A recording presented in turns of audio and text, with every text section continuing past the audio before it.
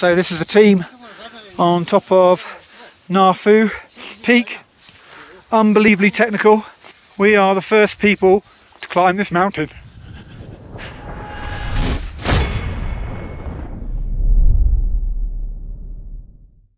My background's always been in personal development, so I've been a teacher, youth worker, international social worker, so it's always been in personal development of others, and I consider exactly what I do now the same. It's pushing people, getting them to get to their limits. My ethos, and the ethos of the company, if you like, is to push people to their limits and raise lots and lots of money for charity at the same time. So I want to leave a legacy of thousands of people that have actually pushed themselves beyond where they thought they could get to. But we actually set up challenges, obviously, which facilitate the raising of funds for charity. So over the last 3 years, we've set up challenges that have raised over £2 million for charity. So our latest adventure was climbing an unclimbed peak called Nafu Peak. It's in the Himalayas, just above the Annapurna circuit. It's in an area called the Lost Valleys of Nafu, which is a very sexy name. And it's a beautiful area just north of the north section of the Annapurna circuit. And it's in an area called the Chulus. All the Chulus are climbed, but to the east of them is a section of mountains that are unclimbed. I came across the expedition through word of mouth, and obviously it was something that I really wanted to do. Having the opportunity to go somewhere where nobody's gone before and to climb a mountain, you know, it's truly fantastic. So as soon as I heard about it, that was it. I was already signed up. I think obviously we had 12 days walking in before we even got to base camp. So those 12 days were the first-hand experience of seeing obviously Nepal and the Himalaya. And because we took the Annapurna circuit, the main massif was at the Annapurnas themselves. So to actually get the first glimpse of the snow-capped peaks of the Annapurnas in all their kind of glory was truly incredible and very moving for me, because I've read so much about them, you know. To see them with my own eyes, that was just a real, you know, kind of surreal but incredibly fantastic experience.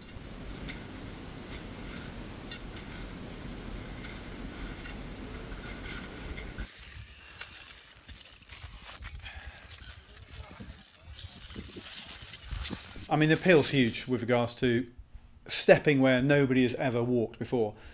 Getting to the top's obviously a bonus, but actually as soon as you step off the path, as soon as you move away from where the yak herders would have been, then you are stepping on virgin territory, and that is phenomenal. There aren't many places in the world where you can walk where nobody's ever walked before. Just put it in context, 4,000 or 5,000 people have been up to the summit of Everest, and fantastic mountain, you know, great challenge, but for me personally, I want to go somewhere where nobody's ever walked before. To begin with, the first kind of 5 days when you're kind of trekking at a decent altitude, and you know it's kind of like quite pleasant weather, it's not too cold at night, you just enjoy the moment of being there in a tent amongst the Himalaya. But the higher up we got, obviously you're fighting with the altitude as well. The cold became a big issue.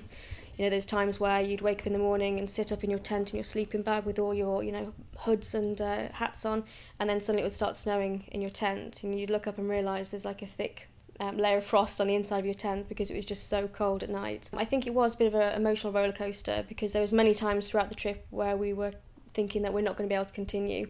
The snow conditions and obviously the cold, you know, -45 with the wind whipping you constantly for 16 hours on summit day, is incredibly challenging. So it is all about the mind. You've got the focus, you've got that goal, and you're going to continually remind yourself that, you know, this is why you're here. You know, it's uncomfortable at the moment, but you just keep pushing through. Before you know it, hopefully it will be a successful ending. It's 19 days in all, that's in and out. Obviously, as I said, we flew out, so that saved us 7 days coming out, which is a lot quicker, 25-minute helicopter ride as opposed to 7 days trekking out. I'd advise everybody do that if you've got enough money to do it. It's pretty phenomenal. But the feeling getting to the top was amazing, especially as the whole team got to the top. I think that was the most special thing about it, is that 6 out of 6 got to the summit, and you know, all the way along you're doubting whether you're going to get there, and there's some niggles in your head about whether you're going to make it, and it's feeling tough, and it's a lot harder than we assumed, because we were going to go up the ridge. And what happened was, when we got to the second plateau glacier, we realised that the ridge was a long way away, and there were huge crevasses in it, and even on the ridge we could see the cuts of the crevasses all the way up the ridge. So we decided just to turn around and climb the face. So we actually climbed straight up the west face, which obviously was much deeper, had 80-degree and 90-degree slopes on it, which was much more technical. So we never knew until we got to the top whether we were going to make it. And even at one point, we were 150 metres from the top, and actually the Sherpas and I were discussing whether we should turn around, because we were going to be descending in the dark. and in the end it took us 16.5 hours that summit day, and we descended in the dark, and it was -41 most of the day with the wind chill. So it was a tough day. We didn't spend much time on summit. We got our photograph and got off of there, but actually getting to summit, it's just, yeah, there were tears shed, and it was pretty amazing.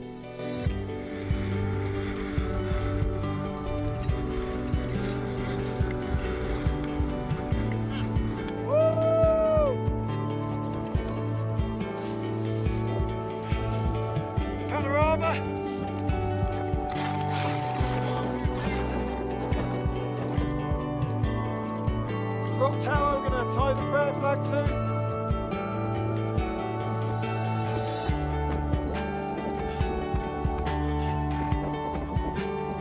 So these are the prayer flags that we bought in the Budinas in Kathmandu, and now putting them on the summit of our peak. An unbelievably technical summit, a real mountaineer's summit. And here are the team as I fall off the summit. Here they all are, all mountaineers. Well done you.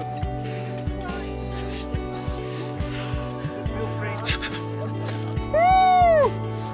I mean, the Unclimbed obviously is massively motivating to get somewhere where nobody's been, but as soon as I said you're walking on an unclimbed area, that's pretty amazing, and getting to the summit is a bit like the cherry on top of the cake, if you like. But because I knew I was raising money, and because I knew that a lot of people put money in and supported me, then that fact makes you, well, pushes you really to get to that summit. We pay for our trips ourselves, so any money raised goes directly to the charity, but we wanted to make the summit. So it's, yeah, for me, the charity aspect of it's huge. And the charity Nightingale House Hospice is a local hospice, so I know them very well. We do a lot of work with them, and I've had 2 friends who've actually been there and both died, so that I know the excellent work they do there. If you've got it in your heart and you've got it in your mind and you're focused and you've set yourself a goal, then you can really achieve anything. Honestly, going to Nepal is incredible, experiencing the culture and the landscape is just another highlight of the expedition, but to actually summit a mountain that no one has before, then yeah, that's really one to take home for life. Obviously we're raising money for Nightingale House Hospice. If you want to donate, then all you have to put in is Just Giving and then /Brian-Jackson 4, and you'll go to the Just Giving page.